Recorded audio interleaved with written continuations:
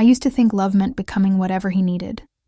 So, I softened myself, bit my tongue when I wanted to speak, and pretended to be okay with being his second choice whenever work, friends, or even strangers came first. Ethan was the kind of man who saw independence as a threat and confidence as arrogance. I had both, but I buried them. I thought if I just toned it down, made myself more palatable, he'd see I was worthy. For 6 long years, I made myself smaller, quieter, more patient. I adjusted my dreams, paused my own plans, even skipped family events to be by his side. But no matter how many parts of myself I sacrificed, it was never enough. He'd smile and say, "You're amazing, babe, just not the kind of girl I'd marry." I laughed every time, pretending it was just a joke. But it wasn't. It was his truth. And mine was that I loved a man who didn't see me as forever. Still, I waited. I believed love could change things. That one day he'd look at me and finally see a wife. What a tragic little fantasy that was. Ethan wasn't cruel. That's what made it so confusing. He didn't hit me or scream or cheat, at least not that I knew of. He just wore me down with kindness laced in condescension. When I cried after a bad day, he'd say, "You're too sensitive. The world's not going to change for you." When I celebrated a small win, he'd hum and scroll his phone. I started hiding my joys, downplaying my hurts. He called it emotional maturity. I called it survival. And yet, I stayed. I convinced myself he loved me, just not loudly, not the way I wanted. I thought that was my fault. Maybe if I earned more, cooked better, made fewer scenes, he'd see me differently. I made a habit of swallowing my needs and smiling through disappointment. People thought we were perfect. Instagram pictures, coordinated outfits, dinner dates. But no one saw the silence afterward, the hollow space I lived in. He didn't have to leave bruises. His absence left enough. Still, I told myself, he's just not ready. Until one day he was just not for me. He proposed to someone else on a Tuesday. I remember the exact moment because I was making spaghetti in our tiny kitchen when my friend called, her voice trembling. "Did you see Ethan's post?" she asked. I didn't know what she meant. I hadn't even realized he'd deleted our photos.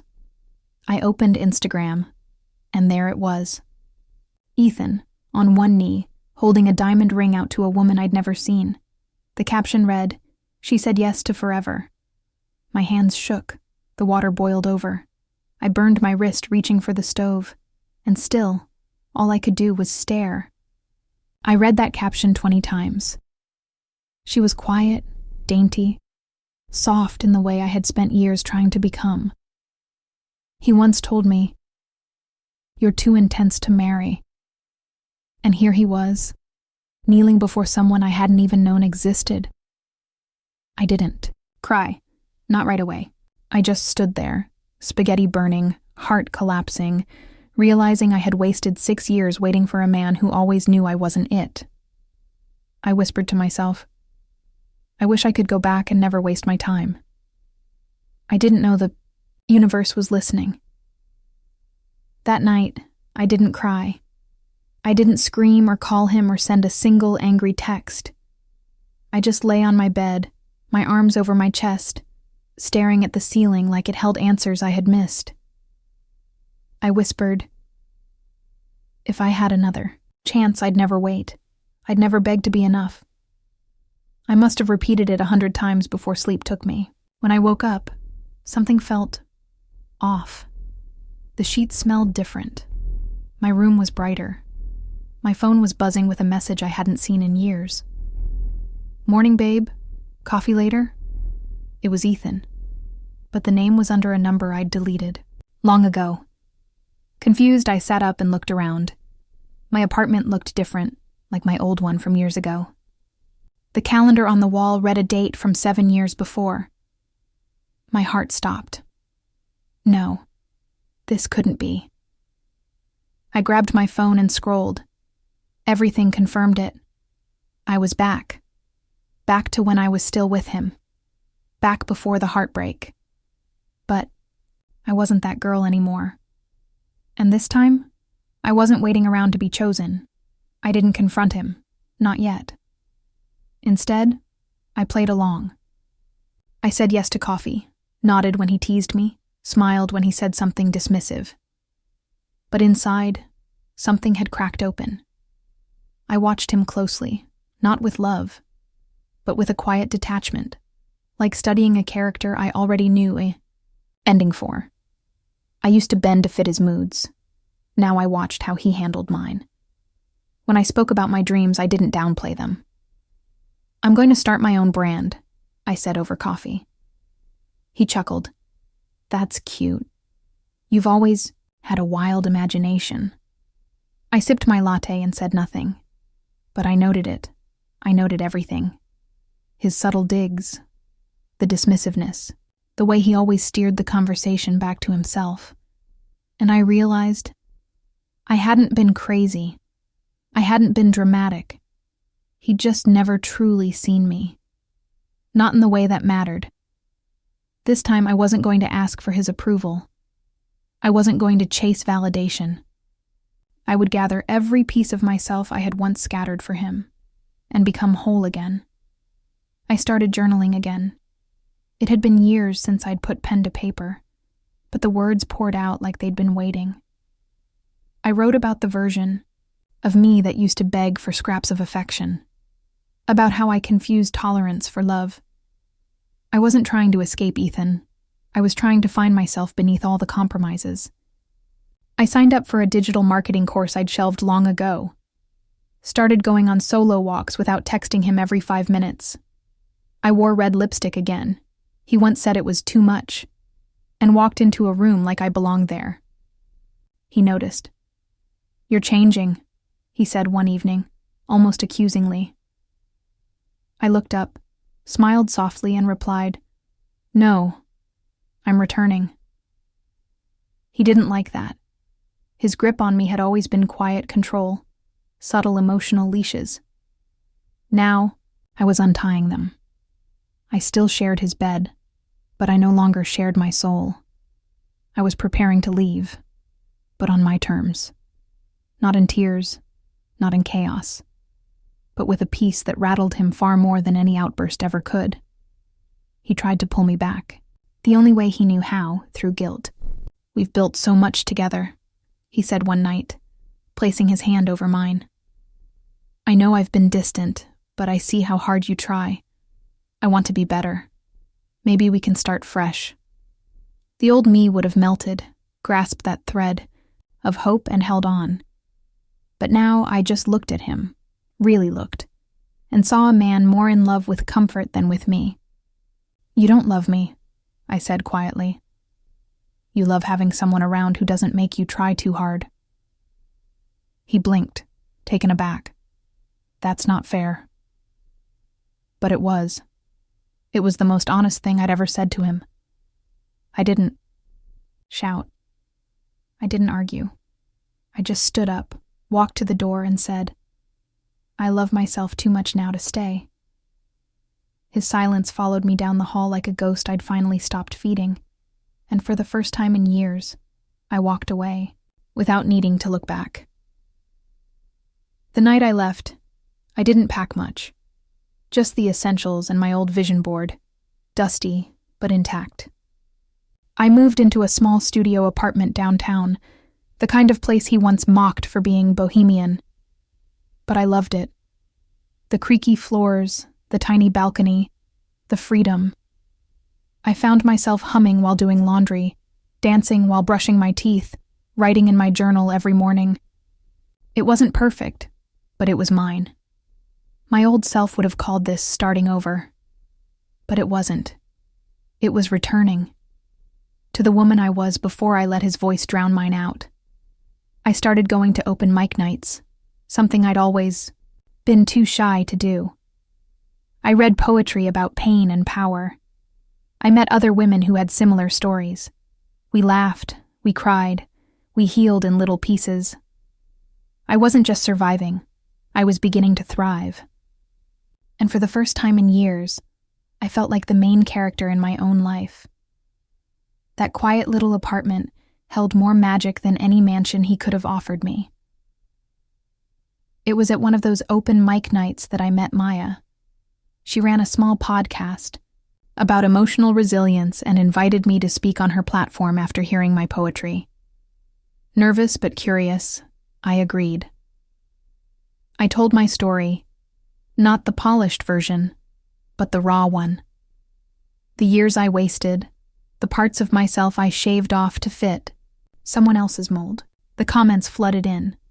Hundreds of women saying, "This is my story too." Something in me cracked open again. But this time, it wasn't pain. It was purpose. I realized how many of us had been conditioned to believe love had to hurt, that being almost enough meant we needed to work harder.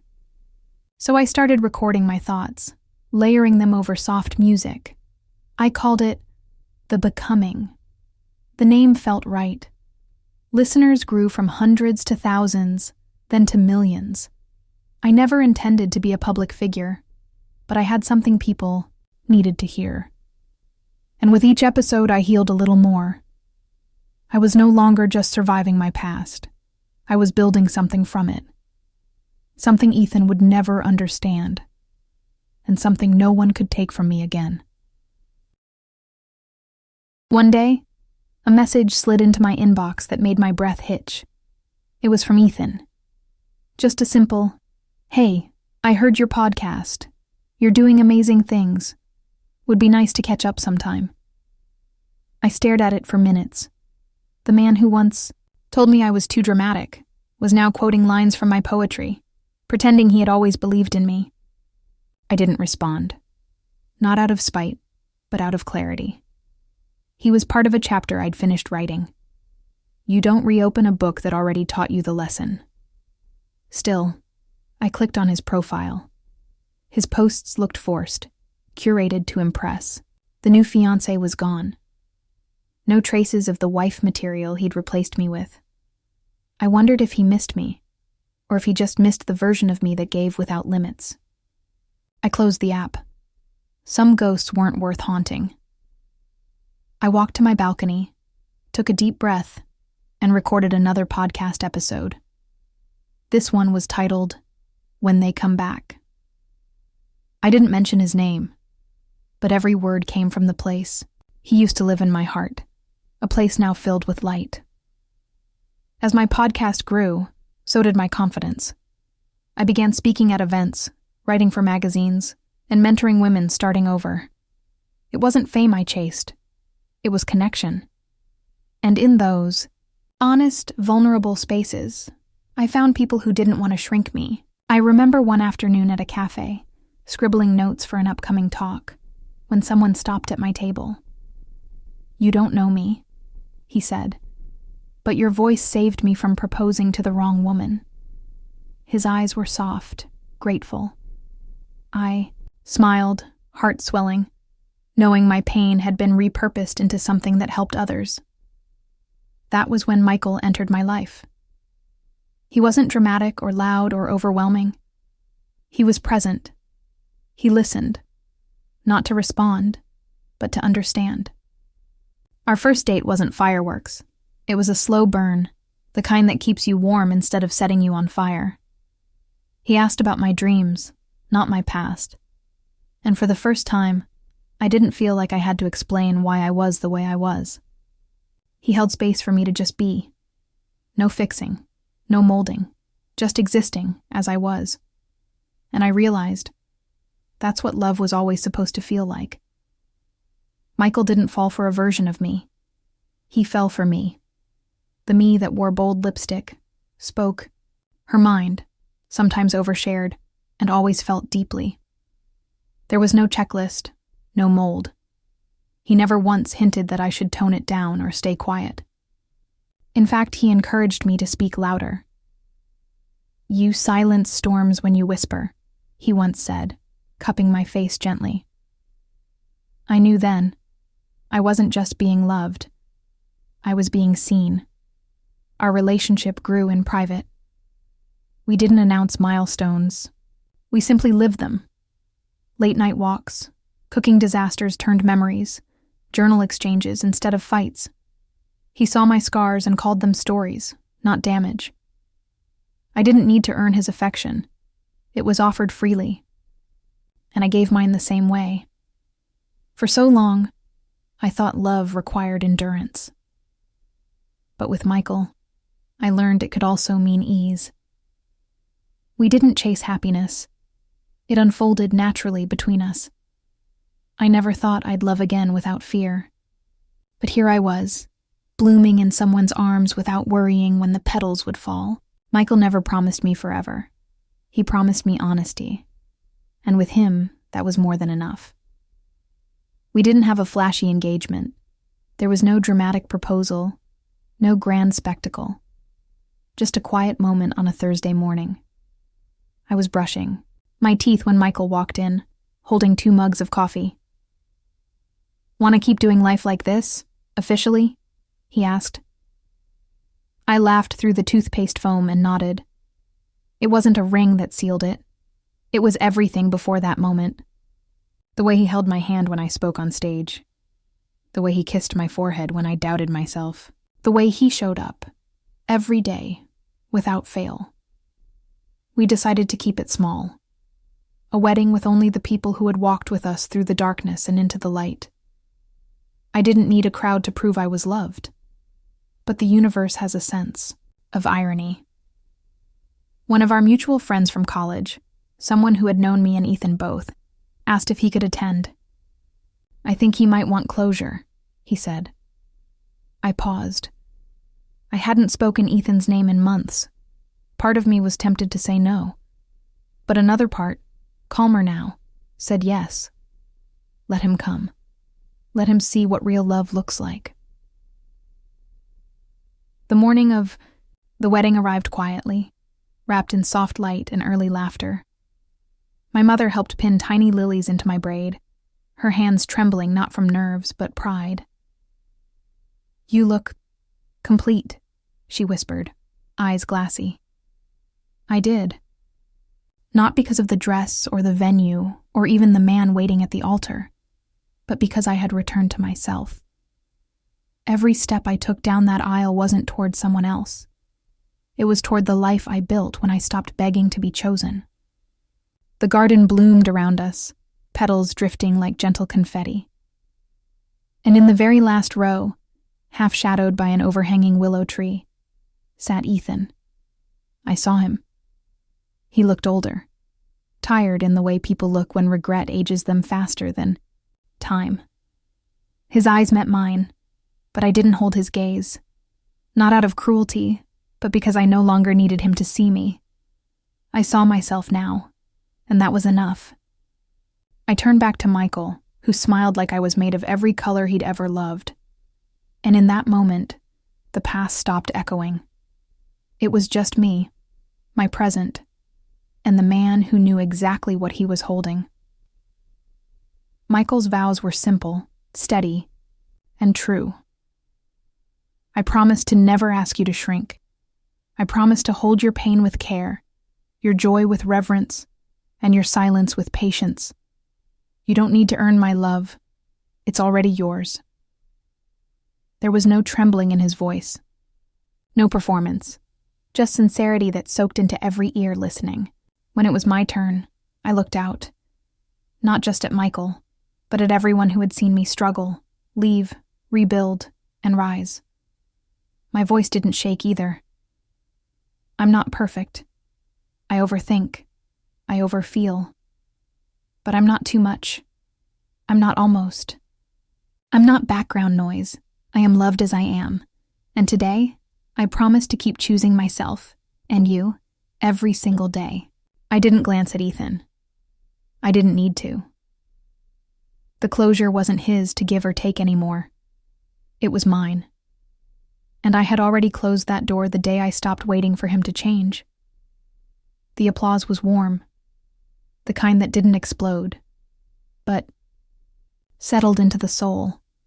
We kissed under the blooms, not because it was tradition, but because we genuinely couldn't wait another second to seal our new beginning. Later that evening, during a quiet lull in the celebration, I stepped out for air. The stars were just starting to pierce the indigo sky. I heard footsteps behind me and didn't have to turn to know who it was. Ethan stood a few feet away, awkward and small in his crisp suit. "You look happy," he said. I nodded. "I am." He shuffled. I was stupid. I thought love had to be easy to control. "You scared me, because you were too real, too powerful." I turned slowly. His eyes were rimmed with something that might have been tears, or just the weight of everything unsaid.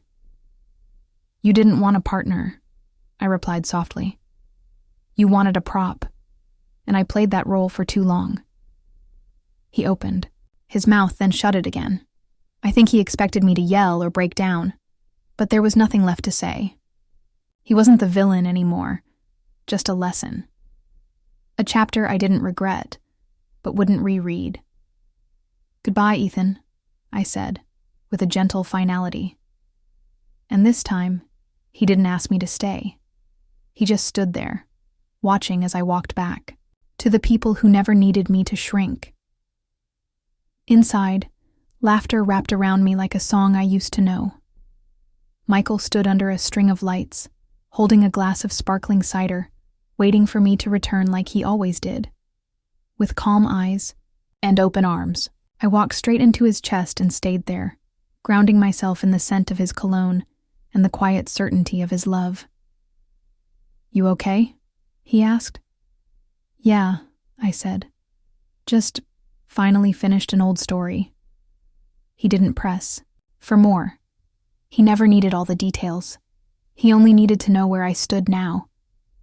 And I stood here, in this life, in this moment, completely whole.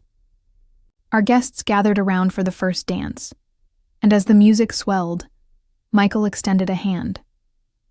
I took it without hesitation. We swayed slowly, not perfectly in rhythm, but perfectly in tune. The lights spun around us like stars reborn.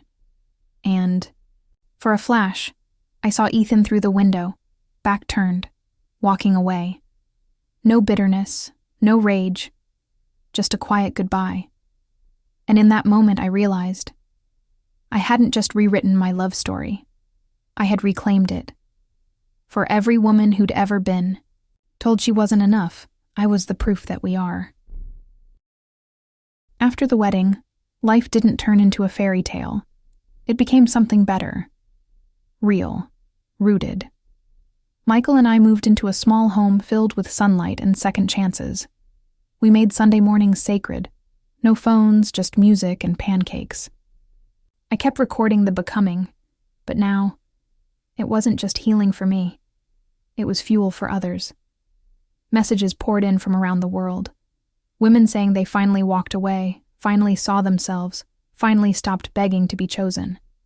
I didn't reply to every message, but I read every single one, and each one stitched another piece into the patchwork of my strength. I had once thought my story was shameful, something to bury, to forget. But now I understood. The pain was never the enemy. Silence was, and I had broken that silence for good.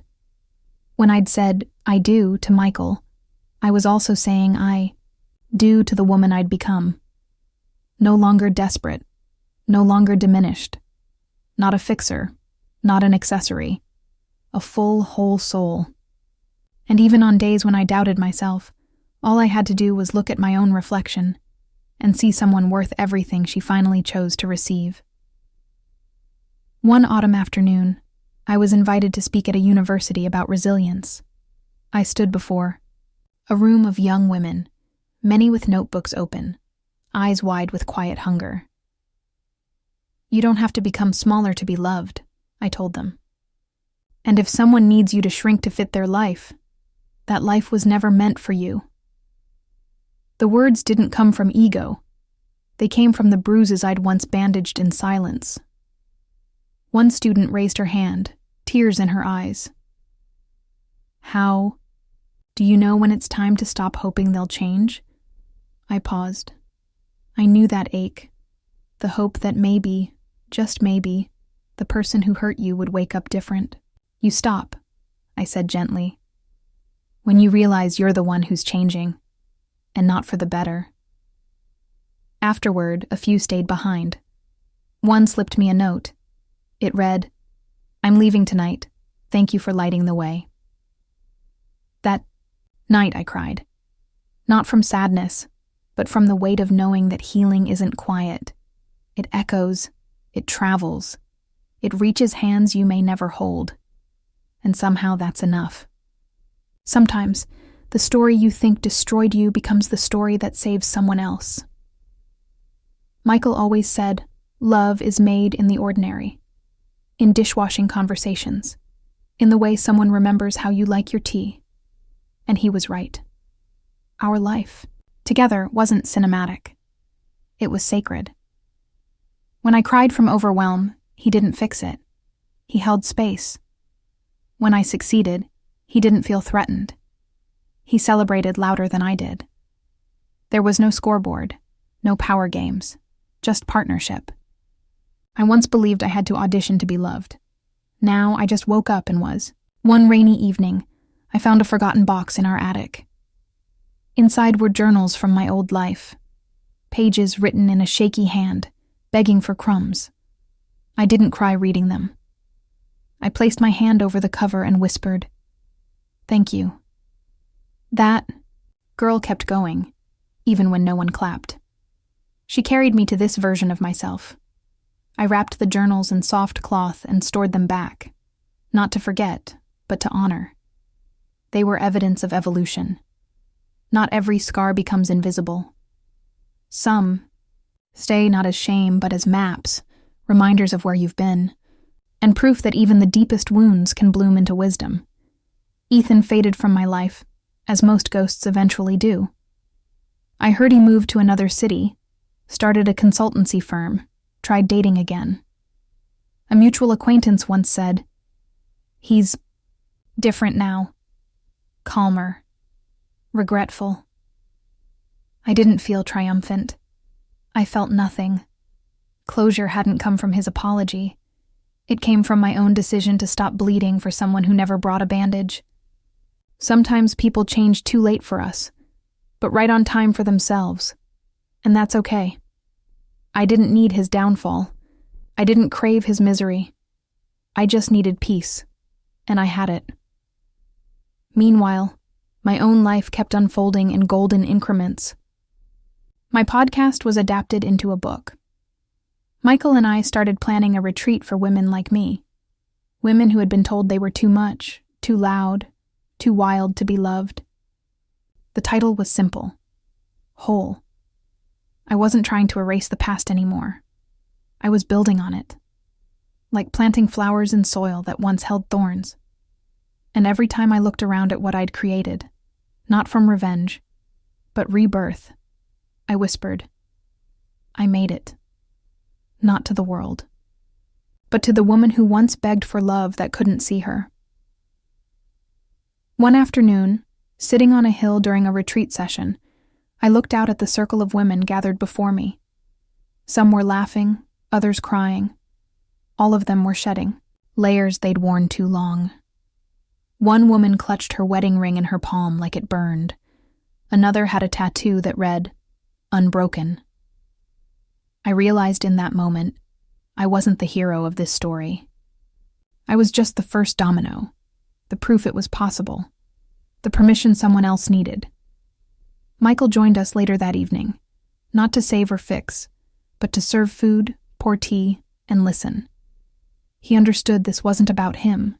It was never about one man. It was about what love should look like. Respect, support, space to grow. That night, under stars and soft string lights, we danced barefoot in the grass. No titles, no roles, just souls reclaiming themselves. And as the music played, someone whispered, I used to think being loved meant becoming smaller, but now...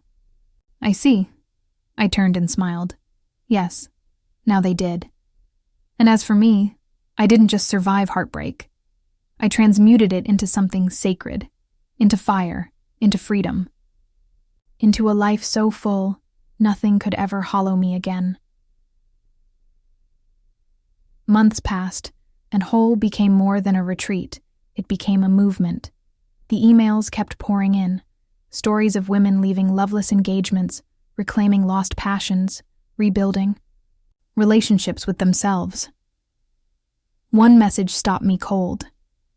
It was from Ethan's ex-fiancée, the one he'd chosen over me all those years ago. Her words were heavy with unspoken pain. "He didn't treat me badly," she wrote. "He just never really saw me. I thought if I was quieter, simpler, I could hold his love. But now I realize I was only holding my breath." She thanked me for speaking up, said my words were her oxygen. I stared at the screen, stunned, not by her confession, but by the strange full-circle symmetry of it all. This wasn't about revenge anymore. It was reflection, echoes returning. When you rise, others notice, some with envy, some with wonder, some with gratitude. I replied simply, "You are not alone, and you never were." Healing is contagious that way. It spreads quietly through cracks, softening places you didn't know were still hard. And sometimes the people connected to your pain become bridges to something bigger than both of you. Not closure, not justice, just humanity. That too was enough. There was a moment, one soft summer morning, when I found myself standing in front of a mirror, brushing my hair, humming a tune I didn't even recognize. And suddenly I stopped. I stared at my reflection, heart thudding gently. This woman was unfamiliar, not because she looked different, though she did. Her shoulders relaxed. Her eyes held no ache. It was because I no longer recognized the girl who once begged for love. She felt like a stranger, distant and blurry, like a shadow in a storybook. And still, I loved her deeply. She had endured what she thought would break her, and because of her, I got here. I placed my palm on the mirror. "Thank you," I whispered. "You were never too much. They just weren't enough to carry you." That moment wasn't loud. It didn't need to be. Healing rarely shouts. It settles in like morning light. Michael walked in, saw me frozen, and just wrapped his arms around me from behind. "Still learning to love her?" he asked. I smiled. "No, I already do. I'm just learning how to celebrate her now." In that reflection, I didn't just see my face. I saw my freedom. And it was breathtaking.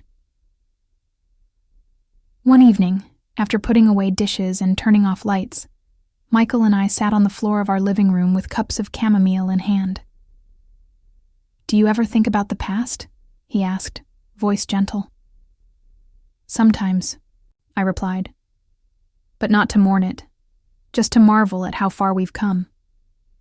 He nodded, resting his head on my shoulder. "I think you're the bravest person I've ever met."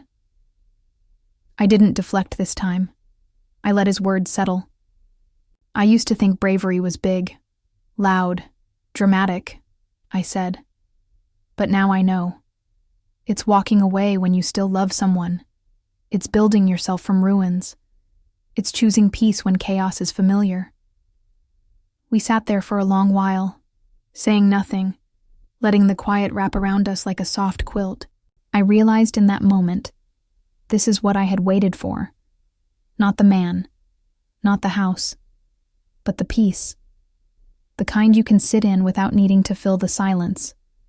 The kind that isn't earned, but chosen. And when the tears came, not from pain, but overwhelming gratitude, I didn't hide them. I let them fall freely. This was not the end of my story. It was only the beginning. The day before the wedding, I visited my old neighborhood one last time. The apartment where I'd once bent over backward for Ethan was still there. Same chipped steps, same crooked mailbox. I stood across the street and watched as a new couple moved in, laughing, arms full of boxes. They had no idea about the tears cried inside those walls, the dreams watered down to fit someone else's life.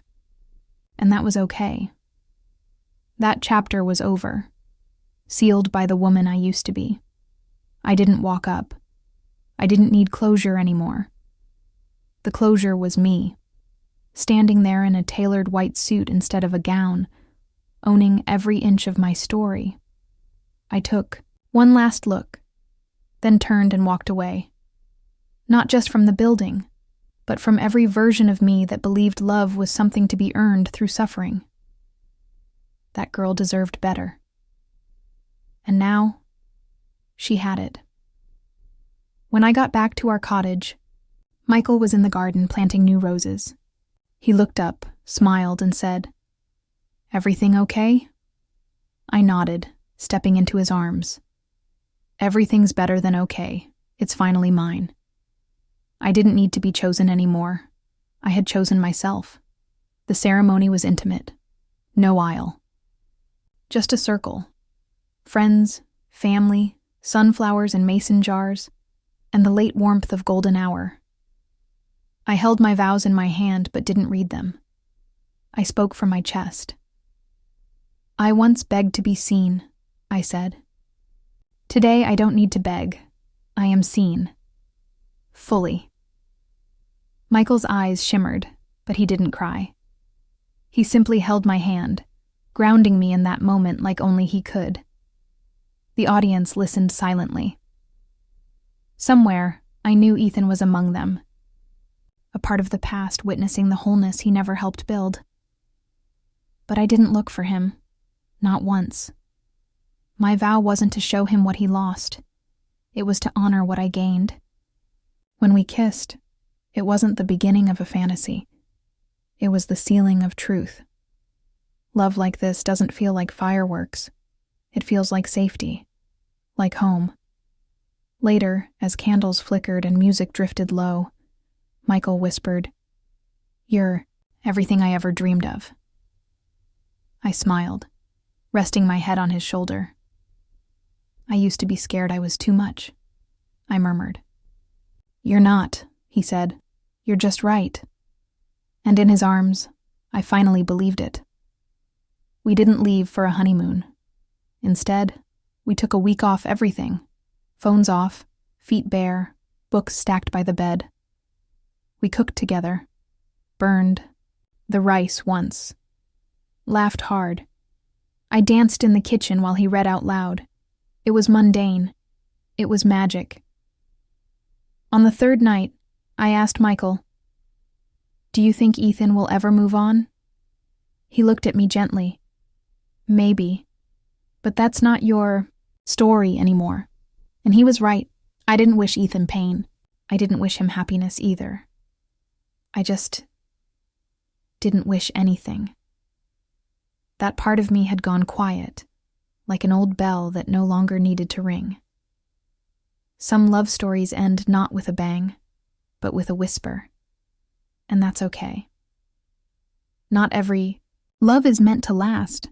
Some exist just to teach us how not to abandon ourselves. I wasn't grateful for Ethan, but I was grateful I survived him. And now, in the quiet hum of my new life, I had no urge to look back. The woman I was becoming needed both hands, one to hold the present, the other to build the future. And for the first time, both hands were free. 6 months later, I stood on a stage in front of hundreds at a conference titled Becoming Her. I was the keynote speaker. The room went quiet as I stepped up to the mic. I was told once that I wasn't wife material, I began, voice steady, that I was too bold, too emotional, too much. And for years I believed that. I let that belief cut pieces off me until I barely recognized myself. But I'm here now, not because someone chose me, but because I stopped waiting to be chosen. There was a pause, then applause. Slow at first, then roaring. Afterward, a young woman hugged me in tears. "I broke up with my boyfriend today because of your podcast." I hugged her back. She didn't need advice. She just needed to know she wasn't alone. Later, Michael found me backstage, pride shining in his eyes. "How does it feel to be someone's beginning?" he asked. I took a breath, heart full. It feels like I'm finally living my truth. We left hand in hand, no destination in mind. My old life had been a cage dressed as comfort. This one? It was air, space, light. I wasn't just reborn. I was becoming. On our 1-year anniversary, I opened the drawer where I'd kept a photo of my younger self. Not the polished, curated version, no. It was a candid shot from college before I ever met Ethan. My eyes were wild with ideas, my smile slightly crooked, untouched by shame. I had almost forgotten that girl. I placed the photo on our bedside table, next to my wedding picture. 2 women. One who dreamed of love, the other who finally understood what love really meant. That night, as Michael and I clinked glasses under the stars, I raised a toast not to us, but to her. "For waiting," I said, "and for surviving." He reached across the table, fingers lacing through mine. "She brought you here." And she had. The journey wasn't about proving anyone wrong. It was about proving to myself that healing was possible. That love could be soft. That I was never too much. Just mismeasured by the wrong eyes. Ethan once said I wasn't wife material. But, standing here, surrounded by warmth, kindness, and truth, I knew better. I wasn't made for him. I was made for more. And now, every single day I woke up loved, not for who I tried to be, but for who I always was.